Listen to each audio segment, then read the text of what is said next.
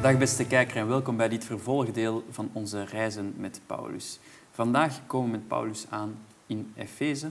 Bij ons in de studio nog steeds professor Raymond Bieringer, professor Nieuwtestamentische exegese aan de Katholieke Universiteit te Leuven. Professor Bieringer, welkom. Dank u wel. Vandaag komen we aan door de stadspoorten in Efeze, met Paulus nog steeds naast ons. Een eerste vraag om ons een beetje terug te situeren. Paulus, op het moment dat hij in Efeze aankomt, heeft hij dan een renommee? Is hij een bekende figuur in de christelijke gemeentes? Weet ze wie hij is? Of is hij eigenlijk eerder een beetje een persoon in de marge?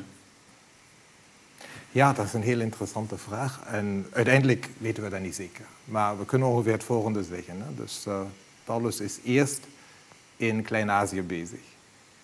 Hij gaat dan op een bepaald moment de oversteek maken naar Griekenland, naar Macedonië eigenlijk. Hè? Als hij in Macedonië aankomt, is hij de allereerste die daar christelijke boodschap verkondigt of niet? Wij weten dat niet.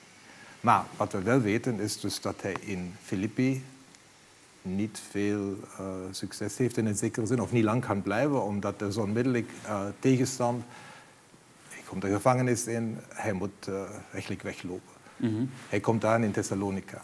Hetzelfde, herhaalt zich. Hij moet weer op de vlucht slaan. In feite, men brengt hem vandaar dus naar Berea. Berea, denken die mensen, ja, nu kunnen ze zelfs van Thessalonica om hem te achtervolgen. En zij brengen hem voor de zekerheid meerdere 100 kilometer naar het zuiden, naar Athene.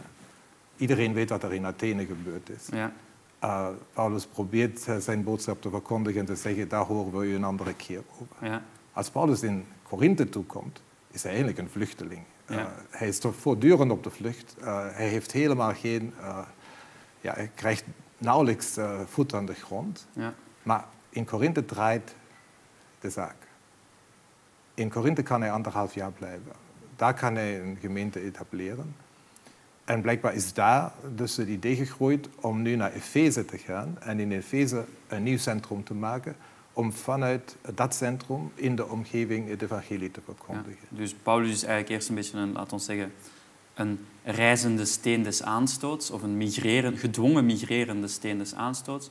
Maar in Korinthe is er dan een keerpunt. Daar kan hij langere tijd blijven.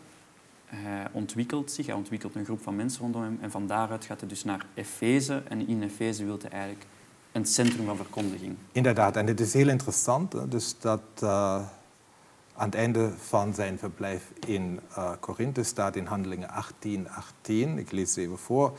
Paulus bleef er nog geruime tijd. Daarna nam hij afscheid van de broeders en ging hij per schip naar Syrië in gezelschap van Priscilla en Aquila.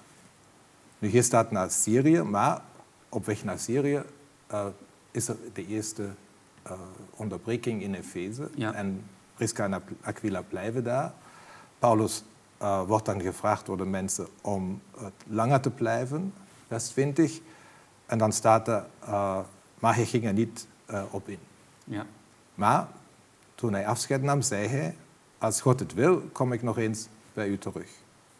En daarna voer hij uit Efeze weg. Aan het begin van hoofdstuk 19 in Handelingen komt Paulus terug naar Efeze. Dus daar staat in vers 1, terwijl Apollos in Korinthe vertoefde, reisde Paulus door het binnenland naar Efeze. Ja. En dan is een groot deel van hoofdstuk 19, dat gaat dan over wat er in Efeze gebeurd is. Nu natuurlijk, dat idee dat Korinthe eigenlijk de plaats is waar Paulus dan langer kan verblijven, waar hij eigenlijk echt een gemeente kan stichten en zo verder, dat is voor een groot deel natuurlijk ook de constructie van Handelingen.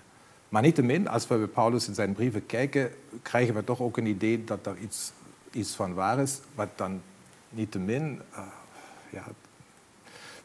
ook niet kan, mag ook niet over het hoofd zien, dat natuurlijk ook Korinthe een problematische gemeente blijft. Dus dat zien we in de correspondentie, dat zien we in de conflicten die ontstaan.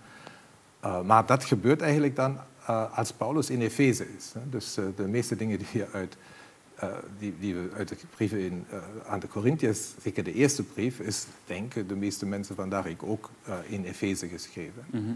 Dus de eerste Korintherbrief is in Efeze geschreven en we krijgen daar waarschijnlijk ook enkele spiegelbeelden of enkele reflecties van Efeze.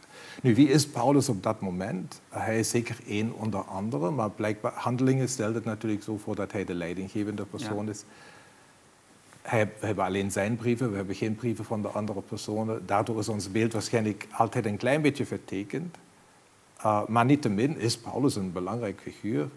En dus anderzijds, als je het laatste hoofdstuk van de Romeinenbrief bekijkt en u ziet daar hoeveel namen daar vermeld worden van mensen, dan lijkt je daar een beeld te krijgen van het team, de groep in Efeze. Ja. Waarom? Omdat de mensen die Paulus groet in de Romeinenbrief zijn waarschijnlijk mensen die tot zijn groep in Efeze hebben behoord, die dan al verhuisd zijn naar Rome om daar parallel hetzelfde uit te bouwen. En daarom begrijpt je ook waarom sommige collega's, dus sommige exegeten in de voorbije 100, 150 jaar, zelfs dachten dat het laatste hoofdstuk van de Romeinenbrief, hoofdstuk 16, oorspronkelijk een brief aan de Efeziërs was. Ja. Omdat dat zo een Efeziaanse nood en sfeer heeft. Ja. Dat zijn een aantal mensen die met Efeze verbonden zijn. Mm-hmm.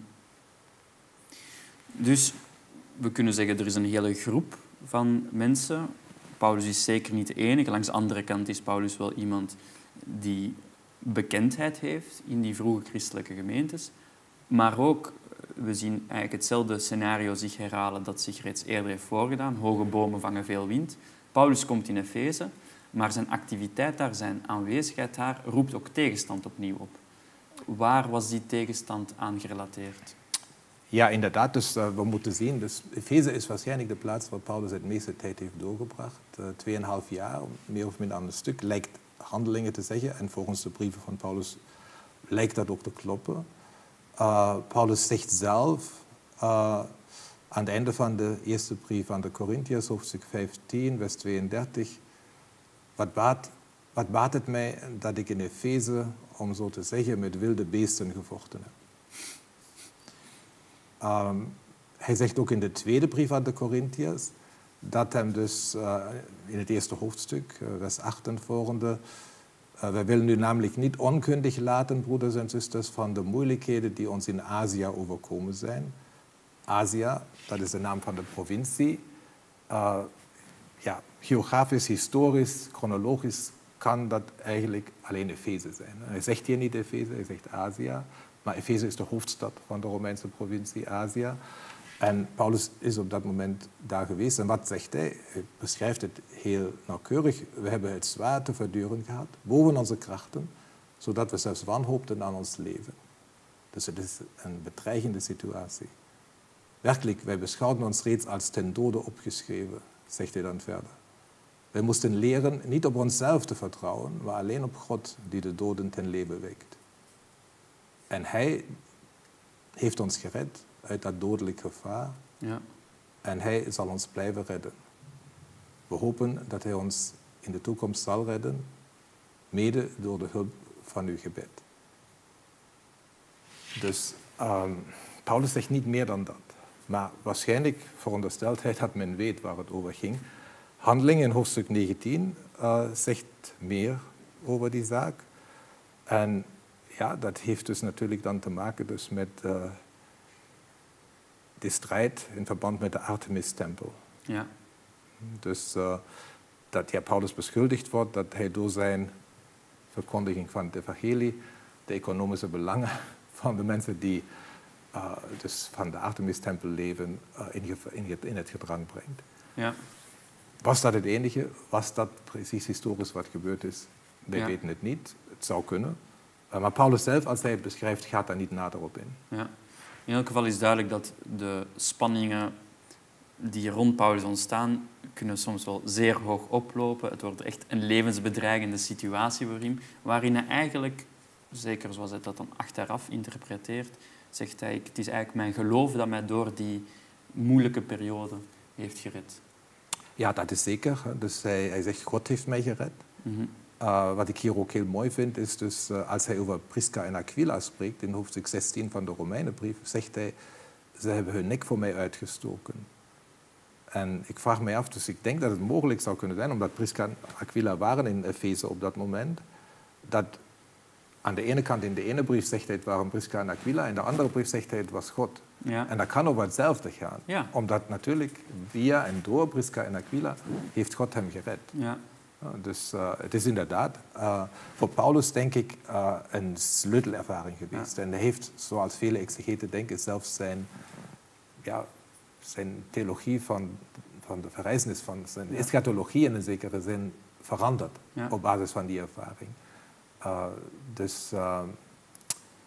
Dat is dus denk ik uiteindelijk echt een keerpunt geweest. Ja, dus hij ziet God werkzaam met mensenhanden. Inderdaad. Ja.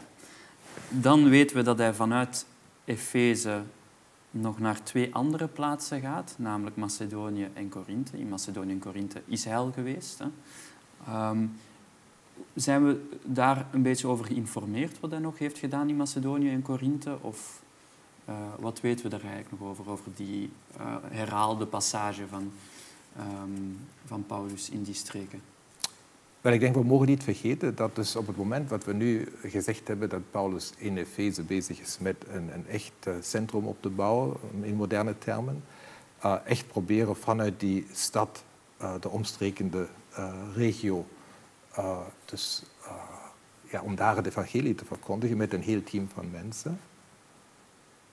Dus hoe dat gewerkt heeft, ziet je eigenlijk zelfs als je de eerste en tweede brief van de Corinthiërs vergelijkt. In Korinthe was dat waarschijnlijk vergelijkbaar.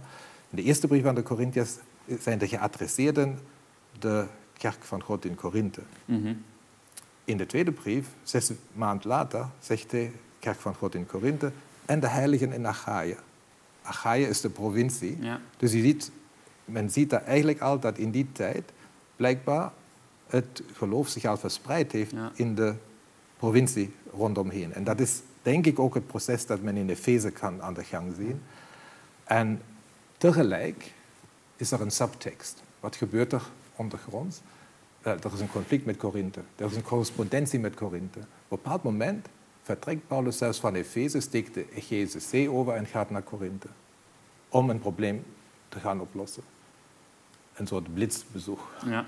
En dan gaat hij weer terug naar Efeze en schrijft dus een tranenbrief naar de Corinthiërs. We hebben dat allemaal gezien in de context van de uitzending over Korinthe. Nu, Paulus schrijft dan aan het einde van de eerste brief aan de Corinthiërs, hoofdstuk 16, vers 8 en 9. Dus maar tot Pinksteren blijf ik nog in Efeze, want de deur staat hier wijd open voor mijn werk, ook al zijn er veel tegenstanders. Dus dat lijkt de zaak te typeren. Aan de ene kant veel succes voor het missionair werk, aan de andere kant ook veel tegenstand. Hij blijft nog tot Pinksteren en dan vertrekt hij vandaar naar Macedonië. Een tweede bezoek aan die gemeenten. We weten niet veel over dat bezoek, maar we gaan ervan uit dat hij daar de tweede brief aan de Corinthiërs heeft geschreven. Misschien herinnert u zich nog, hij had Titus gestuurd om het probleem in Korinthe op te lossen. En hij had eigenlijk met Titus afgesproken om hem op de terugweg in Macedonië te ontmoeten. En hij heeft dan uiteindelijk Titus in Macedonië ontmoet en daarna de tweede brief aan de Corinthiërs geschreven. Mogelijk, ik denk waarschijnlijk, ook de brief aan de Galaten. Ja. Maar meer details hebben we daarover niet. Volgens Handelingen is hij dan nog een keer in Korinthe geweest. Ja. Maar daar horen we heel weinig, van Paulus zelf niets over. Maar niettemin denken wij dat hij op dat moment de Romeinenbrief geschreven heeft. Ja. Dus eigenlijk zien we hier Paulus die, ondanks het gegeven dat hij verder reist, toch altijd nog in contact blijft met de gemeente die hij gesticht heeft. En hij sticht dus eigenlijk centra die een zekere uitstraling moeten hebben in de hele regio, om van daaruit het christelijk geloof dus eigenlijk te verspreiden over de hele regio. Dus ik vind dat een mooi, bijna Dominicaans concept avant la lettre. En daarmee eindigen we dan ook voor deze aflevering van onze serie Reizen met Paulus. Graag zien we u terug voor de vervolgaflevering in deze serie of gewoon voor een andere video op ons webkanaal.